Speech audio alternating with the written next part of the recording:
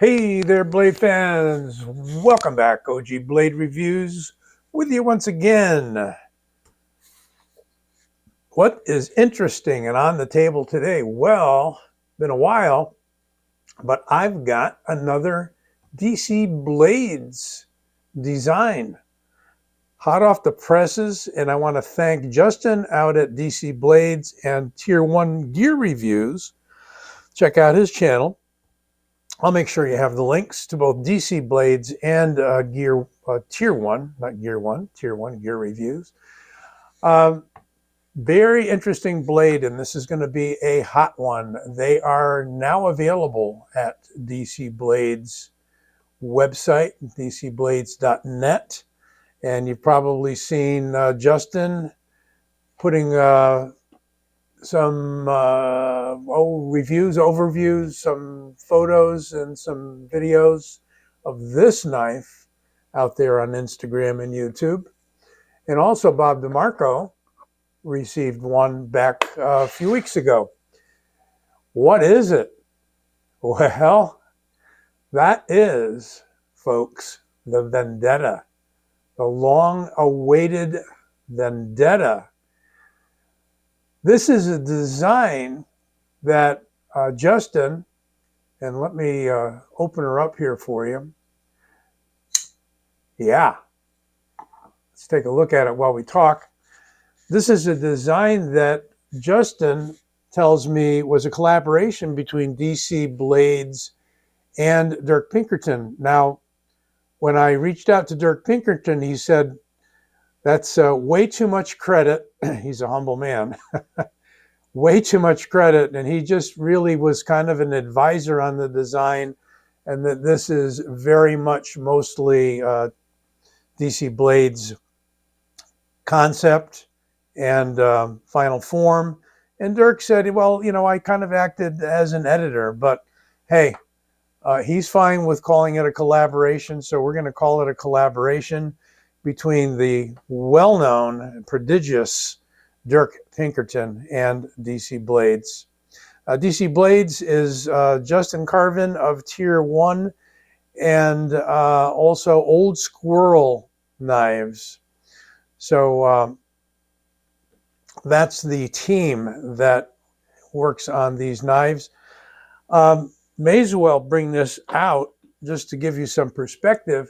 Here was their very first design, the scythe. Yes, by Shieldon. Okay. Manufactured by Shieldon, designed by DC Blades. And it's a beauty as well. It's a small Pikal knife.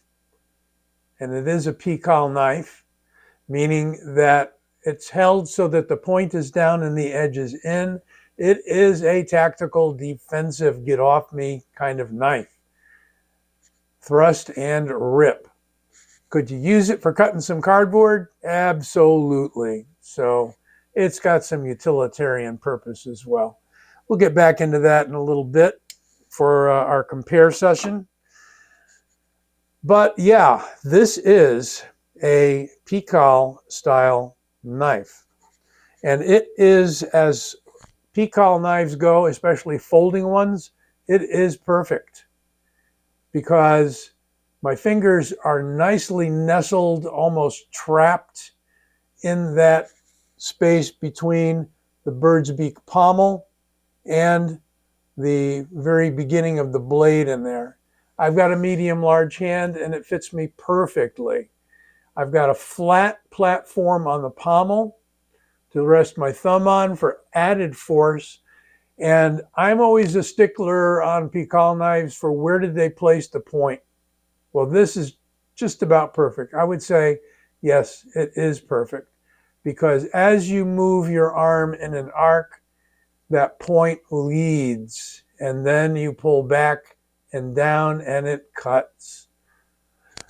There are a number of different handle insert materials, and by the way, the OEM, they are up front with it on the dcblades.net website. This is a Miguron OEM. So the Miguron AM8, I believe it is, company, who produces a lot of their own designs, has made this one under the design of DC Blades. So if I'm trying to think of all this stuff and I get a mouthful going here and my brain stalls, it's because I want to make sure you got all the details. Titanium frame with some beautiful micro milling, those lines in it. And this, I'm not sure the type of carbon fiber on this, but it is a fat carbon. You can see sort of the reflections going on there. It's a black and white fat carbon. It's got a name, and maybe I can give you the name if I pause a moment here and look at the website. All right, so I found out this is a silver foil carbon fiber. So they're not calling it fat carbon. It may not be from the Fat Carbon Company, which is, you know, their own batch of materials that are marketed under fat carbon. But it is a silver foil, and it's quite nice. The other option is carbon fiber twill, I just saw. And we've got a gray anodized, I believe anodized carbon fiber. Let's take a look around and see some of the details. We've got what you'd have to call a backspacer because it looks like it's on the bottom of the knife, but it is on the top because that's the way that we hold it. I'm going to make a little more room here. There we go. So wide open here where the blade folds, obviously, it would have to be. And a very sharp M390 blade steel. That is the only, if I can find it here. Yeah, there it is. There's your M390. It is the only marking on the blade. So true to so many knife collectors' wishes, DC Blades elected to have no billboarding, not even the OEM's name, on the blade. And it's a wide handle, which gives you plenty of grip. And by the way, I mean, could you hold it this way? Yes, you could. Dig and pull up. Could you hold it this way? Well, that's interesting because you've got a thumb swale here with a lot of jimping. So you could hold it that way. That pommel's kind of jabbing into my palm, but I could brace it there and I could use it in the forward position. How else could we use this cutout here? Well, not really sure. The only thing I can think of is there's some jimping right here. There's some jimping right there. And when we close her up, it is a frame lock. We've got a front thumb flipper, which I can do better with the left hand, which is why I switched. And you can see a wave style disc, or really not really even a disc, but a wave style opener that is attached with, I get it in the frame, don't I? Attached with a single, probably T8 screw to the top of the blade. So you can remove that if you don't want the pocket opener, or if for some reason it's not allowed in the area that you live, in your state, in your town, whatever. Let's get back up. Okay. Well, let's do some measurements. That's usually what I do about this point in the video, and we'll do it now. Overall length, 7¼ inches, right to the pommel from the point straight to that point on the pommel. Seems bigger, but it's 7¼ inches. And we've got a 3-inch blade to that point, but we've got more of a cutting edge, almost 3¼ cutting edge. But we'll call that a 3-inch blade. At least I am. DC Blades may call it something different. In millimeters, let's partially close it and get right on the blade tang there. Not that way. 3.9 millimeters. Just about a 4 millimeter. I wanted to do 4 millimeters, but. And then 0.15 And then across the handle, let's see, where do we want to get it? I think it's pretty even across the handle.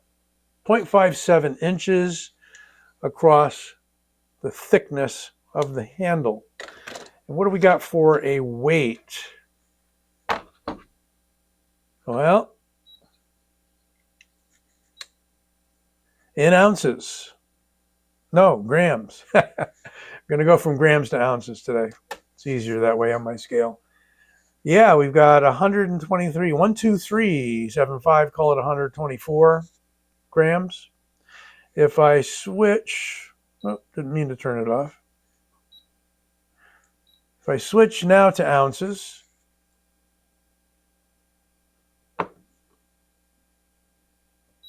not zeroing out. Yeah, I know. There we go in ounces. So in ounces, we've got 4.4, we'll call it rounding up. 4.4 ounces. That's what we got. So this is a front flipper knife and a pocket opener knife with a removable wave feature. Wave was a name that was trademarked by Emerson Knives, Ernest Emerson, when he first wanted to put a thumb disc on his knife and found out that, hey, you could pocket open it as well. So that is the Vendetta Pikal knife. Now let's bring out, once again, the scythe, Shieldon scythe. Again, a DC Blades design. You can see it's a much smaller knife as far as Pikal knives go, or any knives. Since we were talking about Dirk Pinkerton earlier, here is Dirk's original prototype for his reverse edge knife. And that was called, what was that called? Yes, the inversion, of course, because it's an inverted use of the knife, holding it this way with the edge on the inside. So that was his original, I was going to call it the Troodon, but his custom fixed blades are called Troodons if they're Pikal, at least one initial run of them. Finally, this was the most evolved version of the inversion by Dirk. And this is marketed under his own label, Pinkerton Knives. And this one has a removable ring. I find that to work very well for me. I do like the ring in that position, and it also allows you to use it for a striking point. But really comfortable knife. You can see, take this guy out. Again, that was the original. It's a liner lock. There was an earlier inversion which was made by Kaiser, but is no longer being produced. But very similar, except Dirk changed the blade somewhat, elongating this clip, if you want to call it that, here. Kind of getting into a bit of a sheep's foot thing. But what you see is that you have this swell here, and this very well could have been the influence of Dirk, either looking at this design by DC or Dirk fine-tuning it and saying, hey, maybe you need a bit of a palm swell there.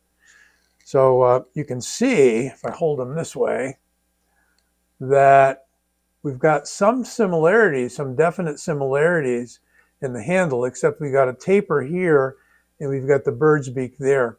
Bird's beak sort of takes over for any need for a ring, since you can pull it out of the pocket with that very nicely and very easily.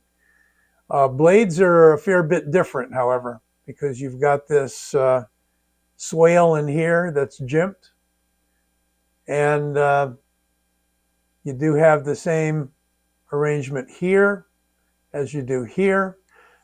Dirk's is a little bit wider, and you can use it as a thumb stud like that to get that open. And he has a flipper tab on the inversion. This is all titanium, with kind of an orange peel sort of a finish there. I think he uses a different name for it. Different clips can be mounted on this one. I've got a spring steel clip, but it also comes with a titanium milled clip. A couple of missed points. Knife joke points. Switchable clip, you probably already saw that, but I do want to mention it. Milled titanium clip and frame lock with a hardened steel insert. There's your screw for the hardened steel insert. Very nice action. It is on bearings, etc., etc. Front flipping knife, but also pocket opener. All right, just wanted to fit that in there. So taking some final looks at the Vendetta here. Well, can it cut? Oh, look at that point. Man, that point just goes right in so easy. How's the edge? Well, let's see. Yeah. Probably that could be tuned up a bit. It's a bit of a smooth edge. And you say, well, how am I going to sharpen this curve here? It's like a reverse curve if the knife was, standard. Well, I happen to like Croc Sticks, Spyderco triangle sharpener. A number of others could fit easily in there. If you're real careful, you can use a regular stone. You have to kind of get over to the edge of the stone in order to do it. But again, I think the sticks, ceramic sticks or diamond sticks, are the best way to go with this. And there's plenty of folks out there making diamond and ceramic croc sticks. Or you could freehand it with a croc stick. We don't have too steep an edge there. And the grind here, near as I can tell, is a flat grind. You've got a pretty thick stock there. So that's why we don't have a terrifically fine edge, because we don't have a lot of blade width here. Stonewash finish. But its main purpose, again, is that claw, that natural clawing motion. And when you're in a bit of stress, that gross motor movement is what's going to save you. That's what's going to make this thing work. Well, again, I thank Tier 1 and DC Blades and Old Squirrel for making it possible for me to review this for you.